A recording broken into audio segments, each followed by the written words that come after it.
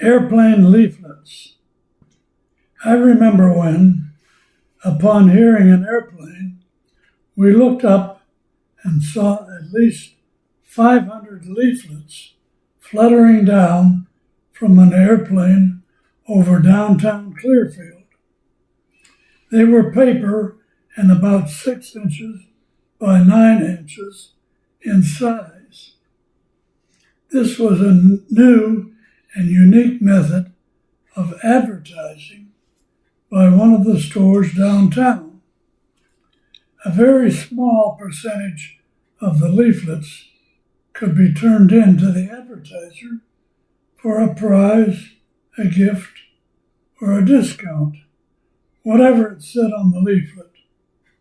That created an interest in catching them, or picking them up from the ground, or even retrieving them from the river. Kids especially loved chasing them, but adults read them too. Some leaflets showed up days later after being blown from a rooftop. This proved to be an expensive and a poor method of advertising, and so it lasted only a few years.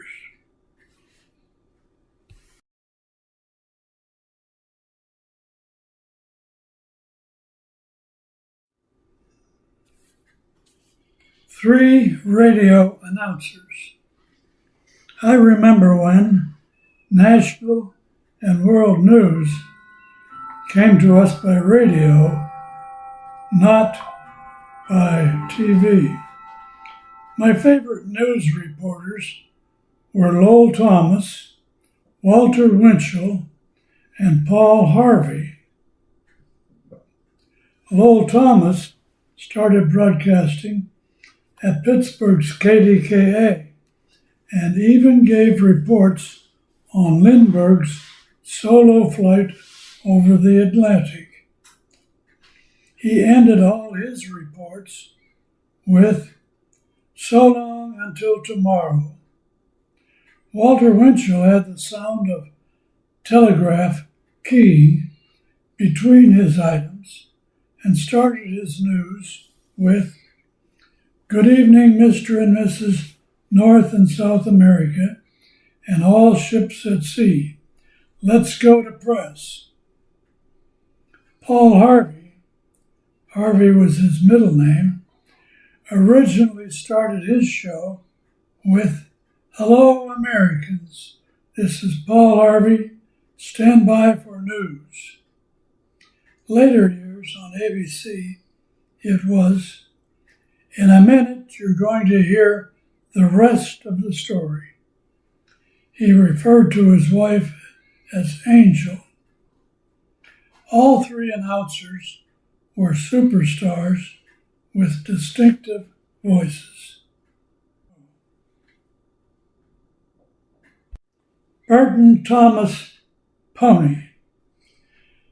I remember when Burton Thomas, a young buddy of mine, and the former Progress circulation manager, was the lucky, spelled hard-working, was the lucky kid who won a pony during the late 1930s. I can't recall if he sold the most advanced fare tickets or the most tins of cloverine salve to win the prize. He kept his pony in a stall in his backyard on Hannah Street. The next summer, he offered me a ride, helped me get on, and said, "Walk him up the street and back." He didn't tell me that horses were prone to rush back to their stall. When I turned him around, he started to gallop for home. I tried to rein him in, but I wasn't much good at horsemanship. When we went through the door, my head slammed the top of the door frame. Only the stirrups kept me on top of Burton's prize pony. The headache lasted 2 days and the bruise for about a week. The number 4. I remember when. The number 4 had no special meaning for my wife and me. That changed, and now we have 4s all over the place. 4 4s. Our home phone number is 814-765-4444. Then there's 3 4s. Our post office box number, 444. 2 4s. That's my age, 44. 1 4. Our 4 children, 4. The 2 4s, well, that was my age back in 1969. Actually, the 44 is for the year when we were married, 1944, down in the Peach State. It took some planning to line up all those 4s. I requested the phone number when my grandmother gave it up. I requested the post office box number when it became available, and Evelyn selected the other 2 categories. Hay fever in the Navy. I remember when there was a lot of patriotism in 1942 shown by young men giving up their high school education to enlist for service to our country during World War II. We were seniors when a lot of classmates quit school to enter the military. I had always been interested in aviation and learning to fly, so when the Army Air Corps came recruiting, I took the written test and passed it. The next step was a physical exam by my doctor, and then an in-depth physical exam in Pittsburgh, including a blood test. Those of us who passed that exam were given a checklist of 40 maladies. The only one I checked was hay fever. I was rejected and dejected. The Naval Air Corps soon came to the school with a similar program. Written test, local physical, Pittsburgh for further testing.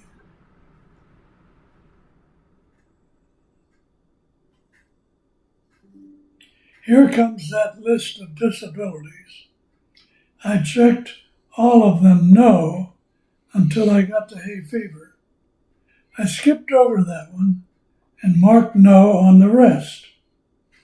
I went back and stared at hay fever. I was not able to lie. I marked yes, because after all, we would be out on the ocean where there is no ragweed or goldenrod to cause me to sneeze. Rejection and deep disappointment again. The Navy later accepted me into their V-12 officer training program, and after high school graduation, sent me to college at Georgia Tech in Atlanta. I missed out on flight training, but I now console my feelings with the thought that I might have been that pilot who was still strapped into his fighter plane somewhere at the bottom of the Pacific Ocean. Leonard grade school bell.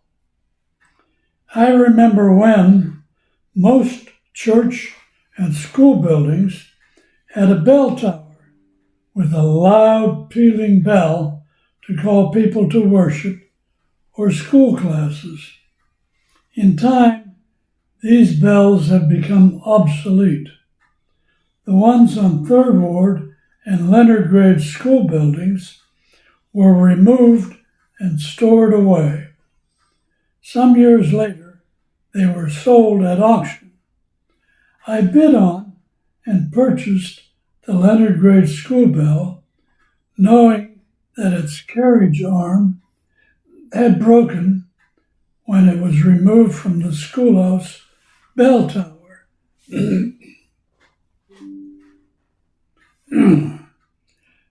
My friend Dan Kudry formed and cast a replacement arm for it, and now it swings and tolls as before. It sits in Paul Bauer's yard. I'm going to change that. It sits in my son Paul's yard now, where we can ring it for special days or occasionally just to enjoy its pealing sound. My thoughts go back to the days long ago when that same bell called me to 6th grade class the first year after the Leonard grade school was built.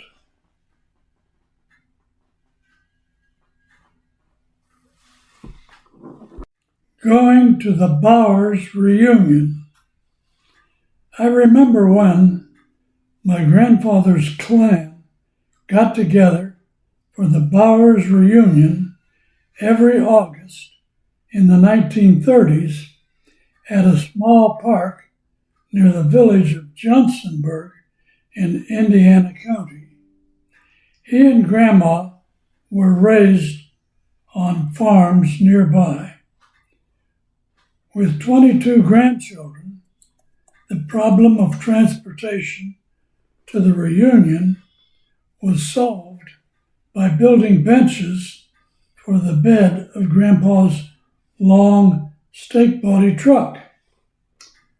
The youngest grandchildren traveled by car, and those of us on the truck were supervised by some of our parents. The truck was underpowered and had to use first gear on the long hill out of McGee's Mills. When the truck slowed down, my dad said, "I'll have to get out and push."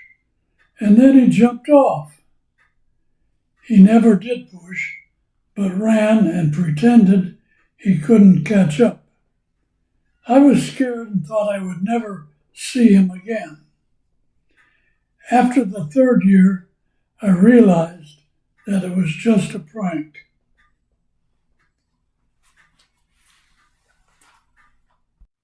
Rescuing boaters. I remember when, in the early 1980s, we rented a houseboat at the southern tip of Florida in Flamingo to explore the Everglades swamp and look for gators and crocs. When we shoved off from the dock, it was late afternoon in February. The days were short and the water was cold. About 2 miles north, something way far off to our left moved and caught my attention. I turned the boat to investigate, and when closer, we saw a small overturned boat with an outboard motor near some mangrove trees. A woman sat on the boat, and a man in the water was waving the gas can that attracted my attention. Their bodies were already trembling from the cold, so much so that they needed help to come aboard the houseboat. My wife Evelyn and my sister Rebecca wrapped them in blankets and got them some hot soup. They were Latinos who didn't speak English, But they were thankful, and I know he said gracias at least 40 times before we reached the pier back at Flamingo. Were we their last chance of survival when the temperature went down in the 40s that night?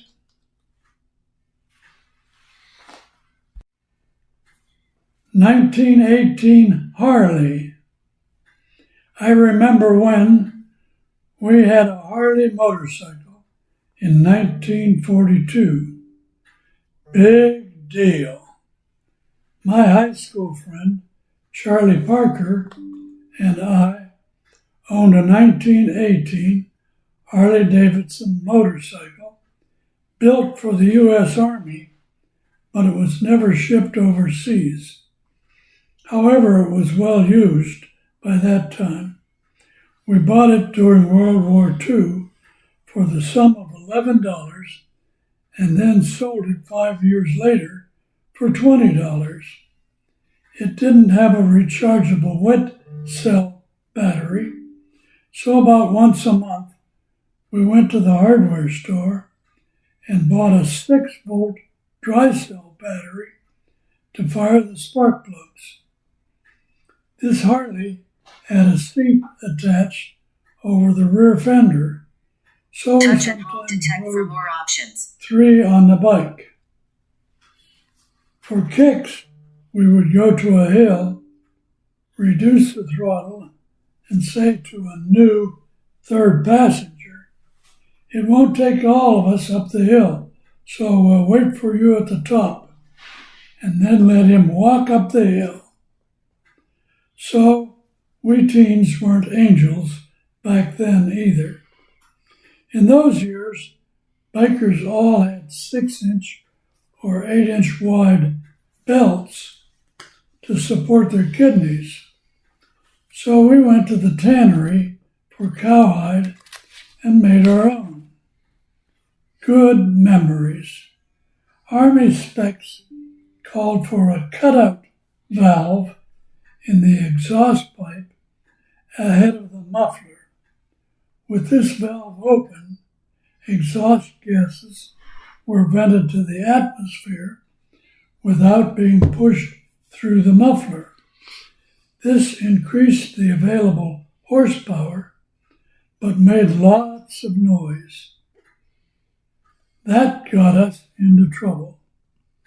One Sunday noon, we were stopped at the only stoplight in Curwensville, purposely making noise, when a man walked in front of us. It was the town policeman leaving church in plain clothes. He shouted, "Where are you boys from?" "Well, turn this thing around and never come back to Curwensville." Charlie saw his badge, but I didn't know he was the police department. I'm glad he did what he told us to do. Navy, AWOL, away without leave. I remember when, during February 1944, I was AWOL from the Navy in wartime, a very serious offense, while I was stationed in Atlanta, Georgia. My high school buddy, Charlie Parker, was in the Army Air Corps just up the road in Chattanooga, Tennessee. I received permission to spend my weekend liberty with Charlie and return by train in time for bed check at 9 p.m. Sunday. Hitching rides to Chattanooga went quickly, and we were happy to have this short visit. We slept on cots in a barracks heated with potbelly stoves on Saturday night. We awoke at Reveille to a strong storm with freezing rain. Ice was everywhere. That afternoon I managed to get to the train station only to learn that all train service was canceled. Buses had stopped running too. Oh no! At 9 o'clock I would be AWOL. All I could do was send a telegram to my commanding officer and wait for the train to leave for Atlanta. 2 days after my return, I was notified to report for captain's mast on Saturday for trial and punishment. You can imagine how scary that was. However, I was exonerated because I had done everything right. A narrow escape and a lesson well learned. AWOL. Railroad torpedoes. I remember when railroad crews had torpedoes, not the kind used by submarines. The only similarity is that they both used explosive materials. The sub's torpedo was made to sink ships, but the railroad's torpedo's job was to make noise, lots of it. It was a package of explosive about the size of a man's fist that was placed on top of the rail with two soft lead straps to keep it in place. When it was overrun by a train wheel, it exploded a warning signal for that train to stop. 3 torpedoes in a row called for an immediate emergency stop. It was used to signal other needs also. Today's railroads have radios for communication that have eliminated the need for the torpedo. It's a thing of the past, just like cabooses are. Coal furnaces. I remember when most homes were heated with coal in a room stove or in the furnace. Some furnaces were hot air and some were hot water. Hot water furnaces were cleaner but more expensive to install because of the need for radiators, valves, and piping to each room. Hot air furnaces used ductwork to bring warm air into the rooms. Air from the basement was heated in the space between the furnace wall and the sheet metal jacket. This air would rise up the duct by gravity or be pushed up by an electric fan, and was prone to carry dust and dirt from the basement below. Hot air furnaces tended to dry out the air, so a humidifier was needed to replenish the moisture in the air for healthful reasons. Both hot water and hot air units required a lot of attention all winter long, shoveling coal and disposing of the ashes. Clearfield on Saturday nights. I remember when downtown Clearfield was the place to be on Saturday nights during the latter part of the Depression in the 1930s and 40s. All of the stores were open, and so were the 2 banks. Saturday was payday for most people, and they were eager to buy their needs for the following week. Most wage earners were paid in cash instead of by check. The buses from East End, Reedsville, and West Side were almost filled to capacity, people going to town. Farmers and their wives found time after supper to come to town.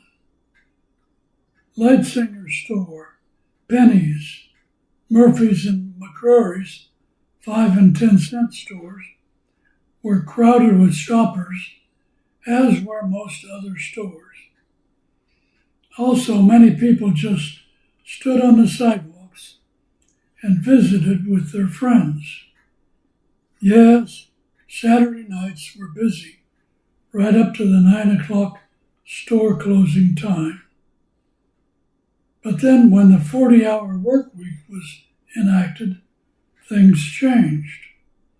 Wage earners no longer worked on Saturdays, and so payday was changed to Friday. Merchants and the Chamber of Commerce decided they should accommodate their customers by staying open on Friday nights as well as Saturdays. After a while, not many people shopped on Saturday, so closing time was changed to 5 o'clock on Saturdays. Friday night became the main shopping night. I stayed away from downtown Clearfield on Friday nights when it became a race track. 8 o'clock coffee. I remember when my Uncle Archie, let me start over. 8 o'clock coffee. I remember when my Uncle Archie was manager of the A&P store in Renova, Pennsylvania. Every 4 to 6 weeks, in good weekend weather, he drove his family back to Clearfield for a visit with his sisters, my Aunt Elizabeth and my mother. His family alternated in having Sunday supper with Aunt Elizabeth's family and then with us. The A&P Company's best-selling brand of coffee was named 8 o'clock coffee. Naturally, that was Uncle Archie's favorite blend. When supper was almost over, Mother would ask if he wanted a second cup of coffee, and he would always ask, "Is it 8 o'clock?" If she said yes, he drank more, and if she said no, he declined. We kids snickered because he couldn't tell from drinking the first cup if it was his favorite coffee or not. Shiveree. I remember when, during the 1930s, the kids in our neighborhood would sometimes organize a shiveree or serenade. This was a custom devised to help celebrate any recent wedding in the area. A few days after the honeymoon, if they were able to afford one, we kids gathered outside their home, armed with anything that would make noise, and began to serenade. A large old pot or huge pan made a pretty good drum sound when you hit it with a hammer or some other whacker. We whooped and hollered too for at least 10 minutes before the newlyweds came out the door with the payoff to put an end to all the commotion. They thanked us for serenading them before we left their home, headed to the grocery store to spend their money on our candy. YMCA membership. I remember when My grandparents showed their concern and love for their grandchildren. They simply wanted all of us to learn how to swim. After my 6th birthday, I received a gift for Christmas from them, which was a 1-year membership to the Clearfield YMCA. I was expecting it because my sister and older cousins had received their memberships after turning 6 years of age. In January, I walked by myself. Almost everyone walked wherever they needed to go, and I knew the way to get to the Y. All I needed to take along was a towel, but no swimsuit, because boys swam in the nude. I went often and was somewhat intimidated at first by the deep water, but became a confident swimmer by year end. Thanks, Grandma and Grandpa, and thank you, YMCA swimming instructors.